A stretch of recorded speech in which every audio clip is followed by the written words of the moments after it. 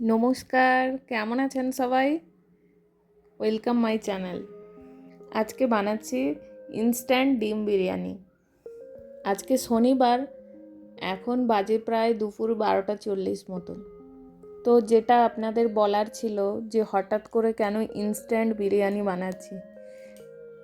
যে কোনো বিরিয়ানি ইনস্ট্যান্ট হয় না, বিরিয়ানিটা করতে একটু সময় লাগে। শনিবার বলে বাচ্চা দুটোর স্কুল নেই, কিন্তু আমার ছেলের এত হোমওয়ার্ক দিয়েছে যে ওইটা করাতেই হয়ে গেছে 12:30। 12:30টার সময় উঠে আর রান্না করতে ভালো লাগছে না। ওকে পড়াতে এত বকবক করেছি। একবার ভাবলাম বাইরের থেকে খাবার অর্ডার করি, কিন্তু বাইরে এত বৃষ্টিও হচ্ছে, আর যে কোনো রেস্টুরেন্টে খাবার অর্ডার করলে মিনিমাম আধা ঘন্টা 45 মিনিট তো সময় নেয়। তো তাই জন্য ভাবলাম যে বাড়িতে কি বানাই, আলাদা কিছু বানাবো যেটাতে খুব কম সময়ে হয়েও যাবে এবং খেতেও একটু টেস্টি লাগবে। যেহেতু শনিবার আছে, একটু আলাদা রকম বানালে বাচ্চাগুলো শান্তিতে খেতে পারবে। কটা ডিম ছিল, ভাবলাম একবার যে ডিমের ঝোল ভাত করি। তারপরে ভাবলাম বিরিয়ানি করলে ভালো হতো, কিন্তু বিরিয়ানি করতে তো অনেক সময় লাগবে। তো এই হঠাৎ করে মাথায় আসলো যে ইনস্ট্যান্ট বিরিয়ানিটা করি। আগে একবার করেছিলাম, সেটা ভেজ বিরিয়ানি করেছিলাম এই প্রেসার কুকারে। তো প্রেসার কুকারে করলে খুব কম সময়ের মধ্যে হয়ে যায়। ভেজ বিরিয়ানিটা একবার আমি সকালে বানিয়েছিলাম, তাড়াতাড়ি করার জন্য প্রেসার কুকারেই বানিয়েছিলাম। তো হাজব্যান্ড অফিসে নিয়ে যাবে বলেই করেছিলাম।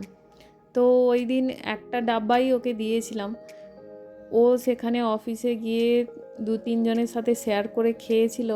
সবার এত ভালো লেগেছে যে ওকে বলেছে যে সেকেন্ড টাইম আবার এইটা নিয়ে আসো, বৌদিকে বলবে এটা বানিয়ে দিতে।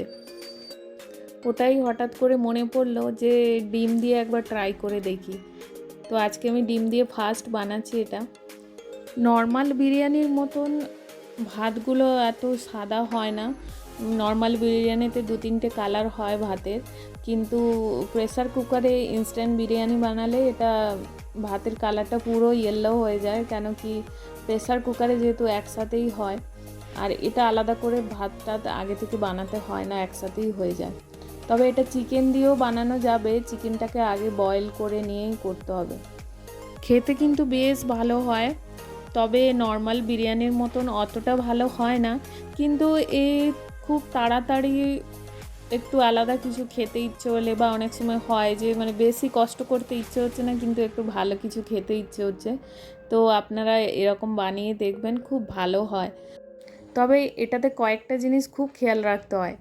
চালটা ধুয়ে 10-15 মিনিট ভিজিয়ে রাখতে হবে। আর 1 কাপ চালের জন্য 1 গ্লাস জল, কাপটা ছিল 200 গ্রামের, 200 গ্রাম চাল নিয়েছি আর 250 ml জল নিয়েছি। তো আমি 2 কাপ চাল দিয়েছি, তো 2 গ্লাস জল দিয়েছি। আর যেহেতু চালটা একটু সময় ভিজিয়ে রেখেছিলাম, তো চালটা একটু সফট হয়ে গিয়েছিল। আর প্রেসার কুকারে একটা সিটির বেশি দেওয়াই যাবে না, একটা সিটি হওয়ার সাথে সাথেই বন্ধ করে দিতে হবে, না হলে বেশি বয়েল হয়ে যাবে ভাতটা। আর ডিম আর আলু যেহেতু আমি আগে থেকে সিদ্ধ করে রেখেছিলাম, তো ওটার আর কোনো টেনশান ছিল না। আর আমি বেরেস্তাটা আগে দিইনি, কারণ বেরেস্তাটা নরম হয়ে গেলে আমার অতটা ভালো লাগে না। আমি লাস্টে উপরে দিয়ে একটুখানি ঢাকনা দিয়ে রেখে দিয়েছিলাম, যাতে একটু সফট হয়ে যায়। আর সলটা সব কিছু দিয়ে, জল দিয়ে তারপরে সল্ট দিয়েছি। চলুন আমরা এখন লাঞ্চটা এনজয় করি। আর আপনারা বাড়িতে অবশ্যই বানাবেন, আর বানিয়ে আমাকে কমেন্টে জানাবেন কেমন হয়েছিল বিরিয়ানিটা। হঠাৎ করে কিছু অন্যরকম খেতে ইচ্ছে হলে এটা বানিয়ে ফেলবেন, আধা ঘন্টার মধ্যে বিরিয়ানিটা হয়ে যায়।